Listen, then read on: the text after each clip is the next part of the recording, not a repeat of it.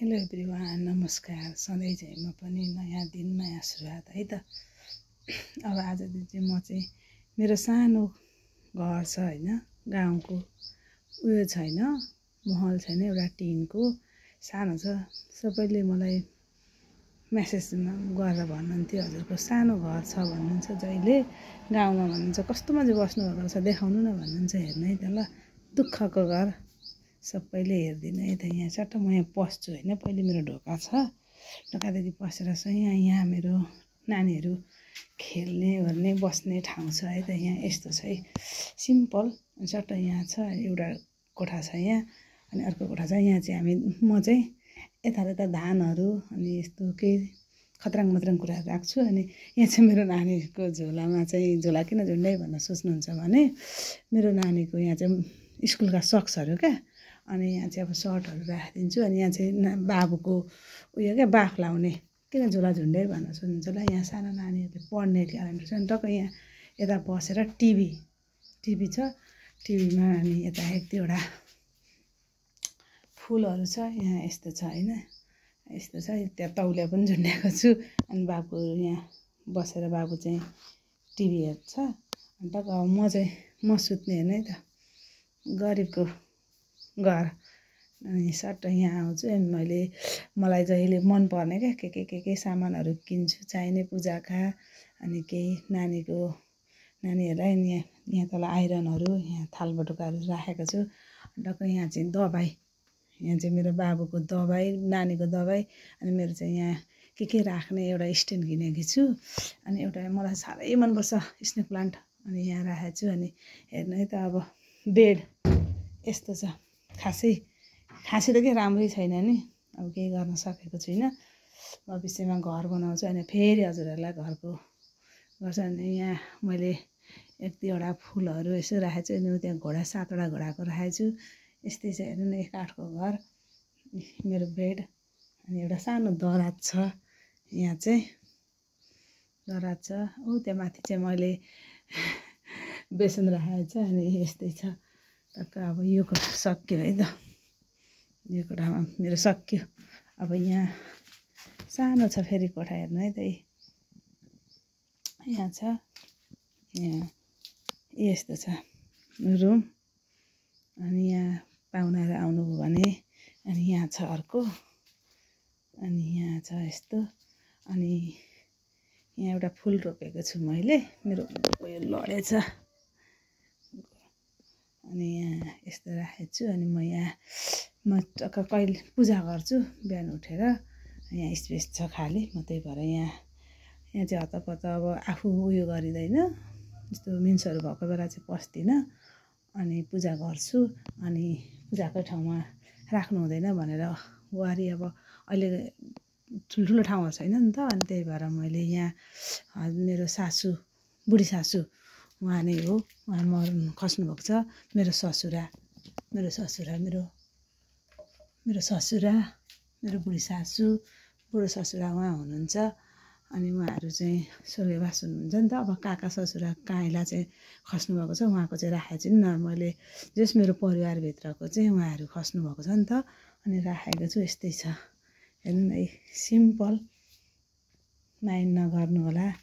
तपाईँ यस्तो छ है, खासै केही नभए पनि। अनि अब यो कोठा चाहिँ किन देखाउनु, धान राखेको छु।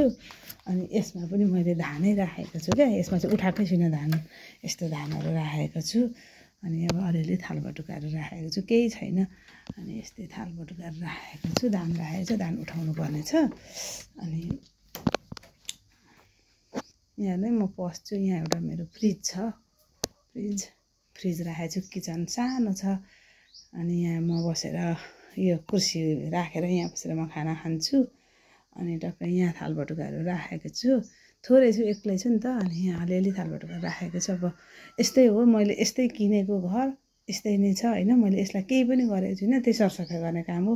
अनि टक्क यहाँ मुनिहरू अचार सचारहरू, दालहरू राख्छु, अरू केही गर्दिनँ, यहाँ खाना पकाउँछु। अनि त्यति नै हो। अहिले मैले त्यो कालो कराईमा चाहिँ दुध राखेको छु, कतै कालो कराई चाहिँ नभन्नु। यस्तै छ यहाँ हेर्नु न। अनि यहाँ एउटा फुल राखेको छु, यो नानीहरूलाई चाहिँ अब जहिले खुवाउने गरेको छु मैले।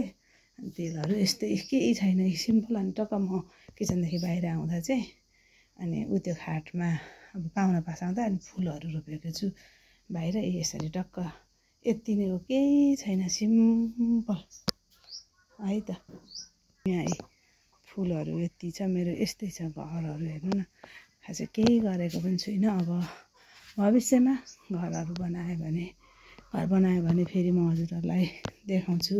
सबैले माया गरिदिनु है त। बाई, सबैले एक लाइक गरिदिनु, एक कमेन्ट गरिदिनु, ट्याक्क सब्सक्राइब गरिदिनु, बेल आइकन बजाइदिनु अनि मलाई माया गरिदिनु। म पनि हजुरहरूलाई यति माया गर्छु कि सबैलाई म लाइक कमेन्ट सब्सक्राइब गर्छु है त।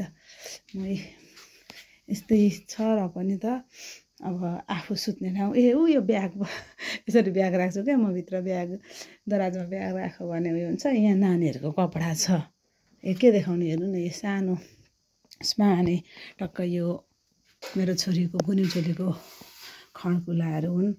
अनि खड्कुलो मैले गोडा धोएको मेरो यो पङ्खाइ यस्तै छ। अनि मैले यहाँ गाउँको घर भयो भने नि त अब शीतहरू झर्छ भनेर मैले सब कोठाउँदै चाहिँ जिप्सन लगाएको छु क्या।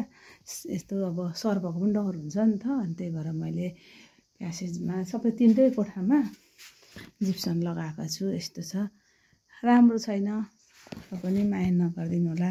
सबैले लाइक कमेन्ट गरिदिनु। नराम्रो लागे नराम्रो भन्नु, गरिबको घर होइन, कहाँ खासै राम्रो त हुन्छ। त्यही पनि है त। म त यहाँ बसेर कहिले कहिले ऐना हेर्छु अनि गफ गर्ने ओर्ने भनेको यस्तै छ। ल त है त, बाई, टेक केयर। सबैजनाले मलाई माया गरिदिनु। आज म मेरो फेस चाहिँ देखाउन लागि उयो छ क्या। खासै राम्री त छुइनँ, त्यही पनि राम्रो बनाउनै सकिनँ किनभने म काममा आज बिजी छु नि त। अब आलु खन्नु पर्ने अनि आलु खन्न पनि जानुपर्ने। अब म हेर्नु त आलु खन्न जाँदैछु। अब आलु खन्छु अनि आउँछु। आज मैले फेस देखाइनँ। मान्छेहरू बिग्रे है, बिग्रिनु भयो लो। म बिग्रेँ भनेको झन् मान्छे बिग्रिसक्नु भयो। यो लाइट एक नम्बरको हो यो, मैले देख्थिनँ अनि यहाँ लाइट बालेर खोज्दैछु। यहाँ तल बस्नु भएको चाहिँ हाम्रो गाउँको काकीहरू हो।